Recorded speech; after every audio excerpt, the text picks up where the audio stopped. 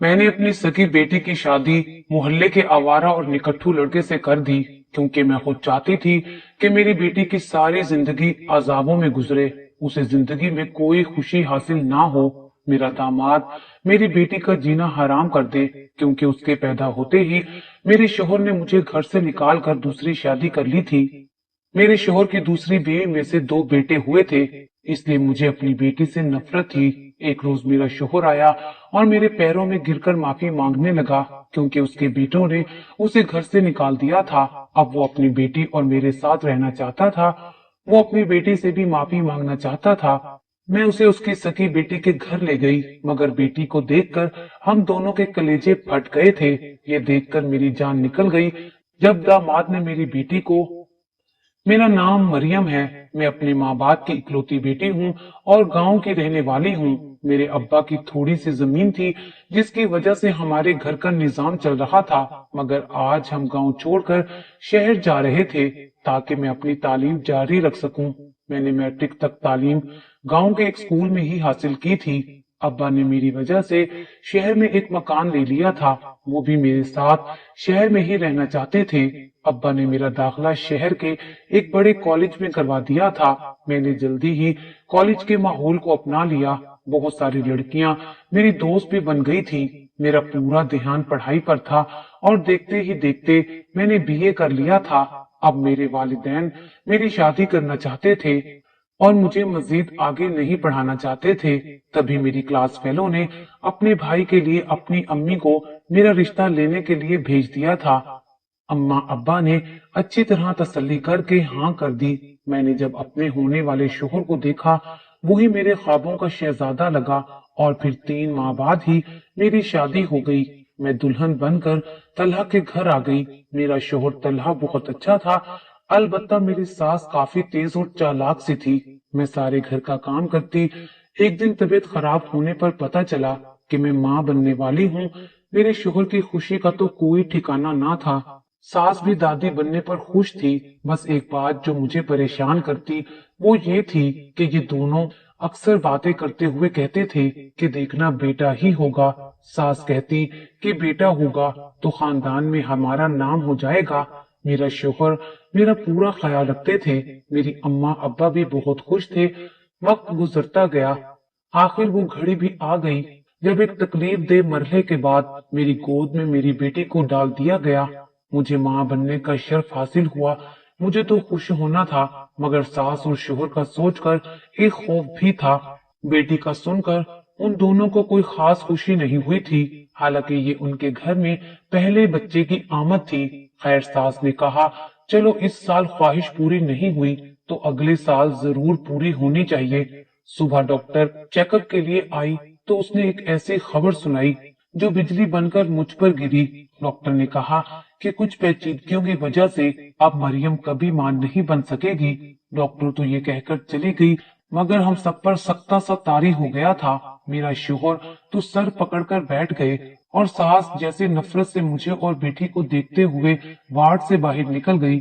میری خوشی بھی دکھ کے پہاڑ تلے دب گئی۔ ان دونوں کی خواہشات میں کبھی پوری نہ کر پاؤں گی۔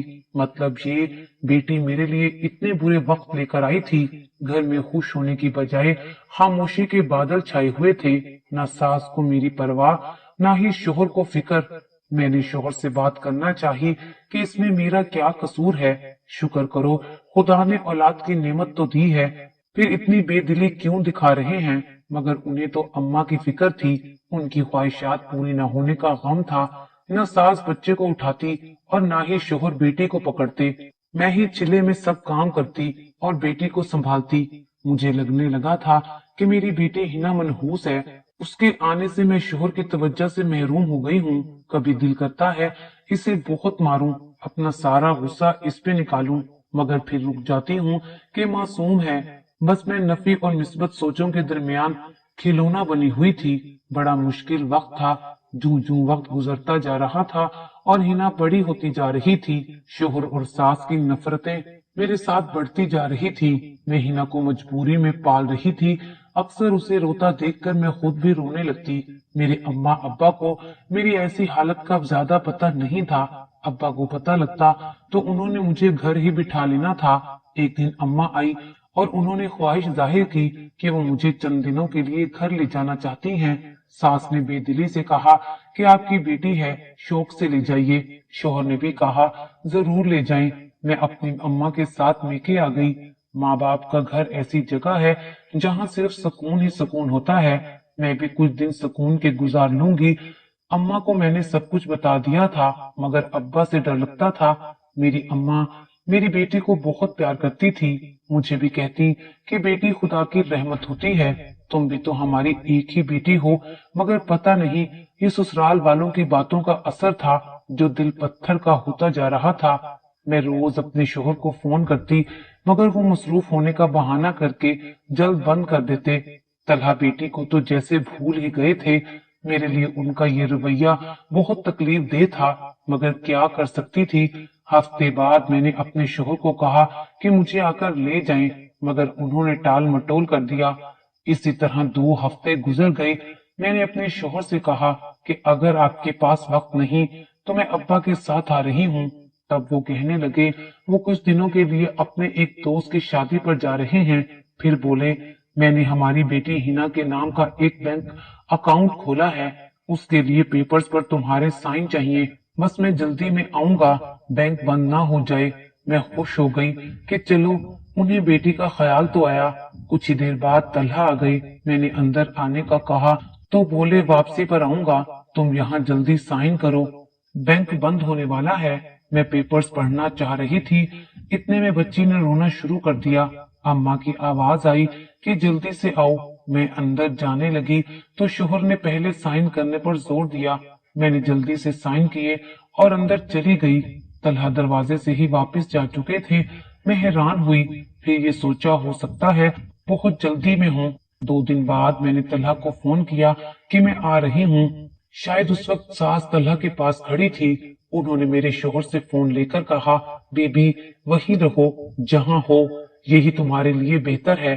तुम हमें बेटा नहीं दे सकती और मैंने अपनी नस्ल आगे चलाने के लिए बेटे की दूसरी शादी कर दी है और ये उसका हक है। मैंने चीख कर कहा आप मुझसे पूछे बगैर ये सब कैसे कर सकती हैं। तब सास बोली तुम्हारी इजाजत से ही तलहा ने दूसरी शादी की है, कल तुमने खुद इजाजतनामे पर दस्तखत किए थे।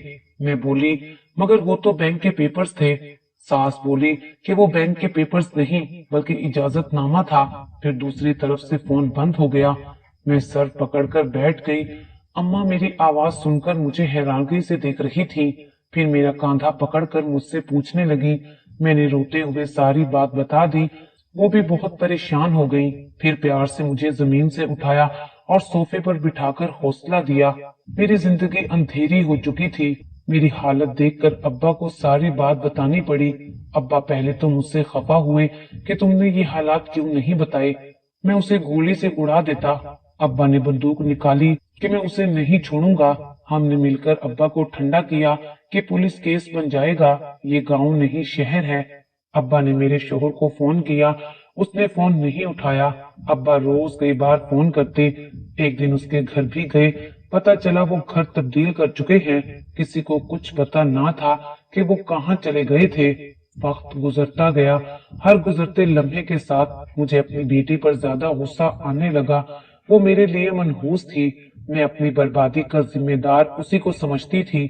अम्मा ही उसकी हमदर्द थी। अम्मा मुझे समझाती थी। कभी कभी मुझे तरस भी आ जाता था, मगर फिर वही सोचे वही ख्याल। वक्त गुजरता गया। वक्त के साथ हिना जवान हो गई थी। मैंने उसे छोटे से स्कूल में पढ़ाना शुरू कर दिया था। आधा दिन उधर ही गुजर जाता, बाकी दिन कुछ काम और अगले दिन की तैयारी में गुजर जाता। मेरी बेटी पर सारी तवज्जो मेरी अम्मा देती थी। मैं खुद गर्ज और बेहिसी के सहरा में भटकने लगी थी। मुझे अंदाजा था कि मैं गलत कर रही हूँ, पर अंदर से आवाज आती कि हिना पैदा होते ही मेरी सारी खुशियां छीन ली थी। एक दिन मैं बाजार गई तो मुझे काम वाली मासी मिली। वो मेरे शोहर के घर मेरे होते हुए वहां पर मुलाजमा थी और अब भी वही उनके नए घर में काम कर रही थी। उसने बताया कि आपके शोहर के घर दूसरा बेटा पैदा हुआ है, वो बहुत खुश है। और वो मेरा अब भी शोहर था, क्योंकि अभी तक मैं उसके निकाह में थी। उसने ये एहसान किया था कि मुझे तलाक नहीं दी थी। ये धब्बा मेरे दामन पर नहीं लगा था और कभी कभी वो बेटे के लिए कुछ रकम भी भेज देता था। पहले तो मैंने ये पैसे लेने से इनकार किया था, मगर बाद में अम्मा ने समझाया, तुम्हारा ये हक है, बच्चे का खर्चा लेना चाहिए। तब से मैंने उस पर भी इतराज करना छोड़ दिया था। अब काम वाली के मुंह से दूसरे बेटे का सुनकर दिल को बड़ी तकलीफ हुई थी। खुदा ने मुझे बेटा क्यों ना दिया। मैं आज अपने शोहर के साथ होती, अगर मेरी गोद में भी बेटा होता। वक्त गुजरता गया, मेरी बेटी अब 10वीं में हो चुकी थी। अम्मा अब्बा भी बूढ़े हो गए थे। मुझे आस पड़ोस वालों ने कहा, अभी से अपनी बच्ची के लिए रिश्ता देखना शुरू कर दो। अच्छा रिश्ता मिलने में वक्त लगता है, और वैसे भी बच्ची का बाप कौन सा सर पर है। जो करना है तुमने करना है। मैं तो खुद भी चाहती थी जल्दी से जल्दी इस मनहूस को घर से रुखसत कर दूं, क्योंकि इसे देखकर मुझे अपने शोहर और सास की सारी बातें याद आ जाती थी और मेरे जख्म फिर से हरे हो जाते थे। मैंने एक दो मिलने वालियों को कहा, कोई भी रिश्ता ले आओ, मैं बेटी को ब्याह दूंगी। उनमें से एक ने एक रिश्ता बताया। मैंने अम्मा को बताया कि मैं लड़के वालों को घर बुला रही हूँ, आप भी मिल लेना। 2 दिन के बाद लड़के वाले मेरी बेटी को देखने घर आए। उस दिन अम्मा ने हमारी पड़ोसन को भी बुलाया हुआ था। वो लड़के वालों को जानती थी। उसने कहा कि ये लड़का आवारा और एक नंबर का निकट्ठू है, बेटी की शादी करके उसकी जिंदगी बर्बाद मत करो। मगर मुझे कोई सरोकार नहीं था कि लड़का कैसा है, बस मुझे तो उसकी शादी करना थी। लड़के वालों को तो मेरी बेटी बहुत पसंद आई थी। मैंने सरसरी सा देखा, लड़का जरा पक्के रंग का था, उम्र में भी मेरी बेटी से ज्यादा था। न उन्होंने ज्यादा कुछ पूछा और ना ही मैंने पूछा। बाप का रिश्ते वाली पहले ही बता चुकी थी। मैंने हाँ कर दी। वो खुशी खुशी वापस चले गए। मेरे अम्मा अब्बा इस शादी पर राजी नहीं थे, पर मैंने उनकी एक ना सुनी, क्योंकि अब मैं अपनी बेटी को सजा देना चाहती थी, उसकी जिंदगी भी बर्बाद करना चाहती थी। मैंने छुट्टी वाले दिन उसको साथ लिया और कुछ कपड़े सामान ले आई। आखिर दुनिया वालों को भी तो देखना पड़ता है। सारी तैयारियां मुकम्मल हो गईं, तारीख भी रखी जा चुकी थी। मेरी बेटी ने एक बार भी इतराज ना किया, बल्कि खामोश रही। रुखसती का वक्त भी जल्दी करीब आ गया। मेरे अब्बा बीमार रहने लगे थे, फिर भी उन्होंने हिम्मत करके सारे कामों में भरपूर हिस्सा लिया। शादी बड़े अच्छे तरीके से हो गई। मेरी बेटी अपने घर में रुखसत हो गई। मेरे सर से तो जैसे कोई बोझ उतर गया हो। ना उसकी रुखसती के वक्त मेरी आंखों में आंसू आए, ना ही मुझे उसके जाने के बाद कुछ याद रहा। मैं तो अपने सुकून में मसरूफ होकर अपना माजी जैसे भुला ही चुकी थी। इसलिए बेटी को रुखसत करने के बाद पलटकर मैंने उसका हाल अहवाल भी ना पूछा था। कभी बेटी के घर भी नहीं गई थी। अम्मा मुझे कहती रहती थी, मगर मैं मसरूफियत का कहकर उन्हें चुप करवा देती थी। उसी दौरान अब्बा काफी बीमार हो गए। बहुत इलाज करवाया, मगर वो दोबारा सेहत याबी की तरफ ना आ सके और एक दिन हम सब कुछ छोड़कर चले गए। घर में सन्नाटा सा छा गया था। अम्मा हर वक्त खामोश रहती, मगर एक वजूद तो था, दुआ करने वाला। कुछ रिश्तों का हमारी जिंदगी में होना ही बड़े मायने रखता है। अब्बा के जाने के बाद अम्मा खुद को बहुत अकेला महसूस करने लगी, इसलिए मैंने उनको कुछ वक्त देना शुरू किया। मगर जब वो मेरी बेटी के बारे में बातें शुरू करती, तो मैं काम का बहाना करके वहां से उठ जाती। पता नहीं क्यों मेरा दिल पत्थर का हो गया था, सिर्फ धड़कता था, जज्बात जैसे मर चुके थे। मैंने बेटी की पलट कर भी खबर नहीं ली थी कि वो किस हाल में है, कैसी है। अम्मा कभी कभी फोन कर लेती थी, मुझे समझाने की बड़ी कोशिश की, मगर बेसूद। मुझे तो अपनी समझ नहीं आती थी किसी की क्या आनी थी। मेरा शोहर भी हमें भूल चुका था।